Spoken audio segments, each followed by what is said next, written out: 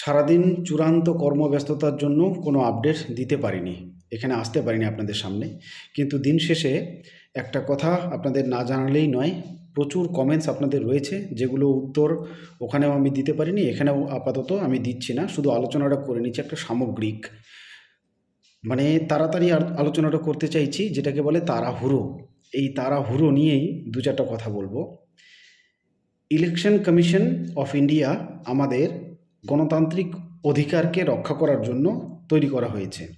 যেহেতু ইলেকশনের মাধ্যমে আমরা এই দেশে সরকার ঠিক করি এবং সেই সরকার আমাদের পৃথিবীর মধ্যে বৃহত্তম গণতন্ত্রকে পরিচালনা করে।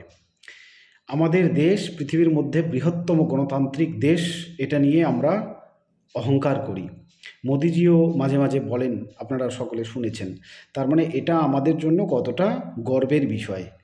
বৃহত্তর গণতন্ত্র সারা পৃথিবীতে, সেই বৃহত্তর বা বৃহত্তম গণতন্ত্রকে রক্ষার দায়ভার যার, সেই ইসিআই এর কতটা তাড়া থাকলে সুপ্রিম কোর্ট, হাইকোর্ট মিলে জজেদের, জুডিশিয়াল জজ সাহেবদের নিয়োগ করে। এবং আপডেট যেটা, প্রথমে হাইকোর্ট বলেছিল যে ন্যূনতম ডিস্ট্রিক্ট জজ এবং অ্যাডিশনাল ডিস্ট্রিক্ট জজ ইনারা এই এসআইআরের কাজে নিযুক্ত হবেন, যে পেন্ডিং কেসগুলো রয়েছে সেগুলো শুনানি করবেন।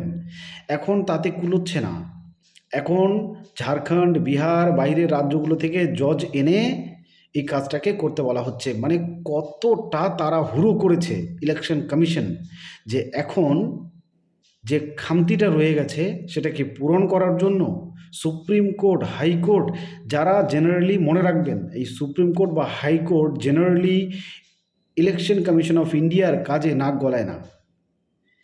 আমাকে অনেকে প্রশ্ন করেন না এই কমেন্ট সেকশনে এসে, যে অন্যান্য রাজ্যে এসআইআর হচ্ছে, সেখানে কোনো গণ্ডগোল নেই, সেখানে কোনো অভিযোগ নেই, সেখানে কোনো কেস কামারি নেই, বাংলায় কেন হচ্ছে, এত কেস কামারি কেন হচ্ছে না, আপনারা মিথ্যা অভিযোগ করছেন। আমরা কাজটার সঙ্গে জড়িত, প্রসেসটা আমরা ভালো করে জানি, তারপরেই সব জেনে শুনে তারপরে আমরা বলছি যে খামতিটা কোথায় বাংলার ক্ষেত্রে। বাংলার মানুষগুলো ধরে নিলাম সবগুলো না হয় ইলেকশন কমিশন অফ ইন্ডিয়ার বিরুদ্ধে, ধরে নিলাম আপনাদের কথা মতো, সুপ্রিম কোর্টও কি তাই?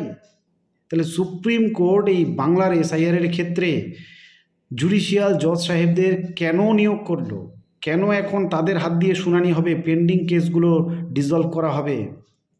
কেন একবার ভেবে দেখেছেন? এটা তো মানে আমরা চা পান করি না, চা পান করি তো যেটা দিয়ে করি দেখবেন একটা চামচ আছে, সেটার সঙ্গে একটা আকার যুক্ত করবেন, এই শব্দটা ইনাদের ক্ষেত্রে যোগ করবেন।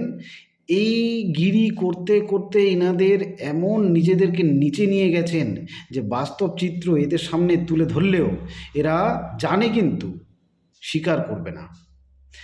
এতটাই সাম্প্রদায়িকতা এদের মাথায় ঠুসে দেওয়া হয়েছে যে কোনো কথা, নিজেরাই কতটা বিপদে পড়তে পারে, গোটা বাঙালিরা বিপদে, গোটা বাঙালিরা, এবং আপনিও তাদেরই একজন। এখানে কোনো জাতি ধর্ম বিবেচনা করছে না, করবে না। যে হারে ছাঁটাই হবে সেখানে আপনার নামটাও থাকতে পারে। ছাঁটাই হবে বলতে নাম বাদ পড়বে, এতটা তাড়াহুড়া হয়েছে, এতটা।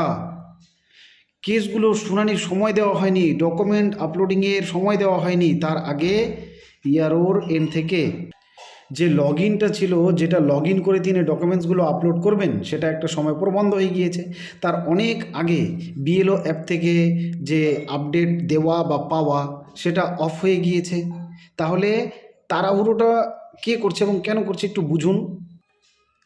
আগে বিএলও অ্যাপ থেকে অপশনটাকে তুলে নেওয়া হলো এসআইআর, তারপরে যখন ইআরওদের ডকুমেন্টেশনের কাজ একদম শেষ মুহূর্তে, ডকুমেন্টেশন বলতে ডকুমেন্ট আপলোডিংয়ের কাজটা একদম শেষ দিকে এসে দাঁড়িয়েছে, 21 তারিখ শেষ সময়সীমা ছিল, সেটা পরে বাড়ানো হয়েছে 23 তারিখ অবধি। 20 তারিখ নাগাদ হঠাৎ করে বন্যা বইয়ে দিল রোল ব্যাক এবং ডকুমেন্ট টু বি ভেরিফাইড। আগে চুপচাপ বসেছিলেন এই যে লক্ষ লক্ষ ডকুমেন্ট আপনারা ভেরিফাই করছিলেন, আগে দেখেননি? মোরা আগে দেখেনি? শেষ মুহূর্তে ইয়ারোদের ঘাড়ে এই চাপটা, আবার পুনরায় কত নথি তারা খতিয়ে দেখবে। গন্ধ পাচ্ছেন না?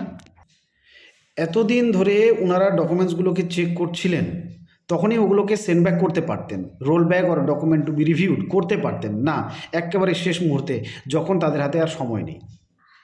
এবার এত কিছু করার পরেও সামগ্রিকভাবে কাজটাকে তুলে দেওয়া গেল না, তোলা সম্ভব হলো না। ৮০ লক্ষের উপরে পেন্ডিং কেসেস, এই কেসগুলোকে এখন এই জুডিশিয়াল জজ সাহেবরা দেখছেন। এবার এখানেও সংখ্যাটা এবং সময়টা একবার বিবেচনা করুন। ৮০ লক্ষ যদি কেস পেন্ডিং হয়, হাইকোর্ট বলেছে 250 জন জজ সাহেবকে এই কাজের সঙ্গে নিযুক্ত করবে তারা, এবং নিযুক্ত করতে পেরেছে শেষ খবর পাওয়া অবধি 200 জনকে। 200 জন। এবার প্রতিজন জজ সাহেব একদিনে 250টির বেশি মামলা দেখতে পারবে না, এবং দেখা শুরু করে দিয়েছে। আপনারা দেখছেন অনেকের কাছ থেকে নথি চেয়ে নিচ্ছে, আবার নতুন করে পুনরায় আজকেও চেয়েছে অনেকের কাছে। আমার কমেন্ট সেকশনটাতে যান, চেক করেন, নতুন করে নথি দিতে হচ্ছে। তার মানে এই যে নতুন করে নথি চাওয়া হচ্ছে, এই কেসগুলোর কিন্তু পুনরায় শুনানি হবে, জজ সাহেবদের সামনে শুনানি হবে। আপনাদেরও হতে পারে, আমারও হতে পারে। ব্যাপার সেটা নয়, ব্যাপারটা হচ্ছে 200 জজ সাহেব ৮০ লক্ষ কেস পেন্ডিং কতগুলো সমাধান করবে?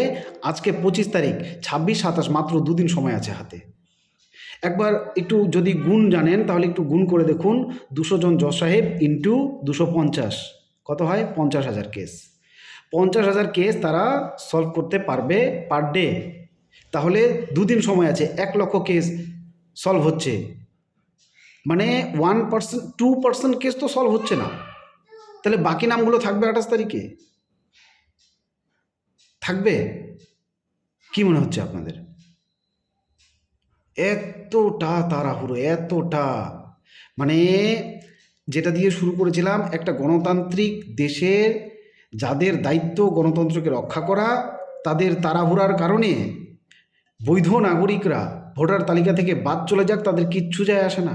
এতটা দায় সারা হতে পারে কোনো দেশের ইলেকশন কমিশন?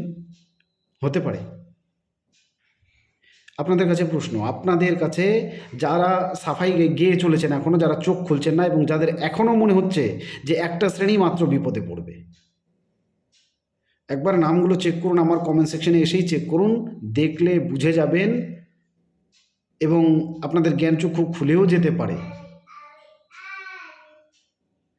রাজ্যবাসী হিসেবে এক থাকতে হবে, দেশবাসী হিসেবে এক থাকতে হবে, প্রতিটা অন্যায়ের বিরুদ্ধে কথা বলতে হবে, প্রতিটা। সিলেক্টিভ হলে চলবে না, সিলেক্টিভ হলে চলবে না। এই সিলেক্টিভ ওরা করে দিতে চাইছে, এবং এই সিলেক্টিভ করে দিয়েই কিন্তু যত রকম অভিসন্ধি সেগুলোকে সিদ্ধি করতে চাইছে। এটা হতে দিলেই কিন্তু বিপদ, এটা হতে দেওয়া যাবে না। আমি কিন্তু ব্যাখ্যা করে দিলাম, আপনারা এরকম নয় যে আপনারা খোঁজ খবর জানেন না। যদিও আপনারা কিছু সিলেক্টিভ নিউজ চ্যানেলস আছে, সেই নিউজ চ্যানেল দেখে দেখে ওয়াস্ট, একদম ভীষণভাবে ওয়াস্ট, এতটাই ওয়াস্ট যে ভুলেই গিয়েছেন যে আপনারাও মানুষ, নিজের চিন্তা শক্তি আছে। যেই নিউজ চ্যানেলগুলোর কথা আমি বলছি আপনারা জানেন, নাম তো আমি বলবো না, কিন্তু পশ্চিমবঙ্গ এবং সারা ভারতের নিউজ চ্যানেলগুলোর অবস্থা এমনই করুন যে বিশ্বাস করুন, আমার মতো সামান্য ছোটোখাটো দু একজন বক্তা বলতে পারি আমি, যারা ইউটিউবে এসে দু একটা কথা বলে থাকে, তাদের ভিডিওসগুলোতে ভিউজ ওই নিউজ চ্যানেলের ইউটিউবে ছাড়া ভিডিওসগুলো থেকে বেশি আসে। এরকম জায়গায় চলে গিয়েছে তাদের বিশ্বাসযোগ্যতা, এমন নিউজ তারা পরিবেশন করে। নিউজ চ্যানেল কি, নিউজ অ্যাঙ্কারিং কি, এই বর্তমান ভারতে এটা আশা করাই যায় না। অপরদিকে রবিশ কুমার রয়েছে, ওনার নিউজ চ্যানেলে ভিউজ দেখুন গিয়ে। ওনার সাথে কি হয়েছিল সকলে জানেন, কেন হয়েছিল সেটাও সকলে জানেন।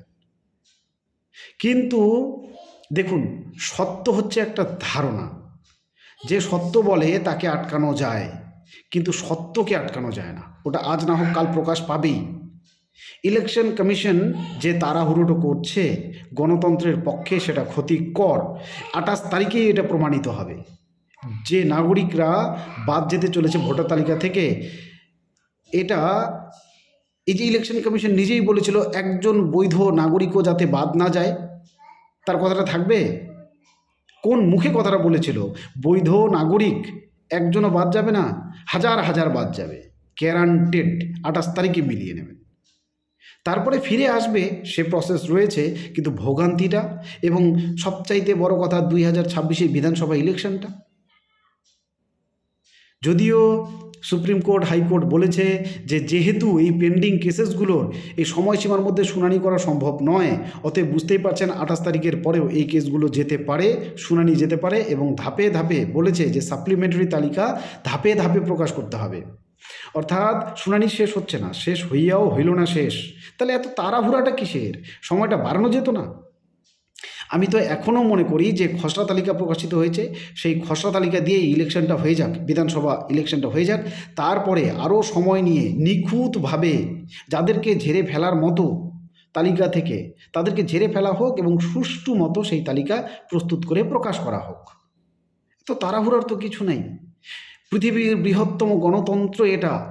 এই গণতন্ত্রের যারা ধারক ও বাহক, তাদের তালিকা তৈরির প্রসেস এত, কি বলবো এটাকে, আমি বুঝেই পাচ্ছি না। এত বিশ্রীভাবে হলে চলে না, চলে না। প্রতিটি নাগরিকের বক্তব্য এটা, দু একজন ওই যে চামচের কথা বললাম তাদের বাদ দিয়ে, মানে ওদের দেখে তো মনে হচ্ছে যে উনারাই করছে এবং উনাদের আনন্দদানের জন্য বা উনাদের লাভের জন্যই কেসটা করা হচ্ছে। ভাবুন, ভাবতে শিখুন বিষয়গুলো। সত্যি ভাবার, যেহেতু মাত্র আর মাঝখানে 2 দিন রয়েছে। আমি আজকে সারাদিন কোনো ভিডিও দিনই, এতটাই কর্মব্যস্ত অ্যান্ড ভেরি ভেরি টায়ার্ড, এই জন্যে আজকে আর ভিডিও দেবও না। কিন্তু আপনারা কি করে ফাইনাল তালিকায় নামটা চেক করতে পারবেন? যাদের হাতে স্মার্টফোন রয়েছে তারা স্মার্টফোন দিয়ে, এবং স্মার্টফোন নাও যদি থাকে শুধু কিপ্যাড ফোন দিয়ে কিভাবে তালিকাটা চেক করতে পারবেন সেটা আমি দেখাচ্ছি নেক্সট ভিডিওতে। খুব ছোট্ট একটা ভিডিও হবে, আপনারা দেখে রাখুন। জাস্ট আপনাদের এপিক নাম্বারটা এবং একটা নাম্বারে SMS করেই আপনি জেনে যেতে পারবেন। কিন্তু এখনই নয়, আমি বলে দিচ্ছি, এখনই SMS করবেন তো আপনার বর্তমান ডিটেলসটা আসবে। আপনার বর্তমান ডিটেলস মানে হচ্ছে খসড়া তালিকায় যে ডিটেলসটা রয়েছে সেটা। ফাইনাল তালিকা পাবলিশ হওয়ার পরেই যে প্রসেসটার কথা বলছি সেটা আপনারা ট্রাই করবেন। আপনারা নাম চেক করতে পারবেন যে ফাইনাল তালিকায় রয়েছেন কি না। 1 নম্বর কথা গেল। 2 নম্বর কথা হলো আরেকটা প্রসেস দেখাবো। বর্তমান যে খসড়া তালিকায় আপনার নামটা যে রয়েছে, এটা যে SMS করে যে বর্তমান পেয়ে যাবেন, যদি এখনই করেন আপনি ডিটেলসটা পেয়ে যাবেন। এটা কিন্তু আপনি সেভ করে রাখতে পারেন, এটাও প্রয়োজন পড়তে পারে। যদি ফাইনাল তালিকায় নাম না থাকে, এই যে খসড়া তালিকায় নামটা ছিল এটাও প্রয়োজন পড়তে পারে, প্রয়োজন পড়বেই, এটা আমি বলছি না, কিন্তু প্রয়োজন পারে। যাদের মনে হয় যে পড়বে তারা আমার নেক্সট ভিডিওটা দেখে নিন, প্রসেসটা জেনে নিন এবং জেনে আপনার বর্তমান যে ইলেকশন কমিশন অফ ইন্ডিয়ার ওয়েবসাইটে বর্তমান আপনার ইলেক্টর হিসেবে ডিটেলসটা আপলোডেড রয়েছে। আপনার সিরিয়াল নাম্বার, আপনার বিধানসভা এলাকা, আপনার পার্ট নাম্বার, আপনার নাম, আপনার পিতার নাম, আপনার এপিক নাম্বার, এই যে ডিটেলসটা উল্লেখ রয়েছে এটা সেভ করে রাখুন, ডাউনলোড করে রাখুন। কিভাবে রাখবেন আমি সেই প্রসেসটাও দেখাচ্ছি, দুটো একসাথে দেখাবো। দেখে করে নিন, সেভ করে রাখুন। পরবর্তীতে প্রয়োজন পড়লে আপনার এই ডেটাটা কিন্তু পরে থাকবে না। একবার ফাইনাল তালিকা পাবলিশ হয়ে গেলে এই ডেটা পরে থাকবে না। পরে যদি প্রয়োজন পড়ে কোথায় দৌড়বেন? কোনো দরকারই নেই কোথাও দৌড়ানোর খসড়া তালিকার জন্য। আপনার মোবাইলেই সেভ করে রেখে দিন, পরে যদি প্রয়োজন পড়ে বের করবেন, দেখাবেন। ওই দুটো প্রসেস আমি আজকে দেওয়ার চেষ্টা করছি, জানি না দিতে পারবো কিনা। I am so much tired. ধন্যবাদ এতক্ষণ সময় দিলেন। শুভরাত্রি, ভালো থাকবেন। শেষ দিন অবধি পাশে থাকার কথা দিয়েছিলাম, পাশে আছি SIR প্রক্রিয়ায়। শুভরাত্রি।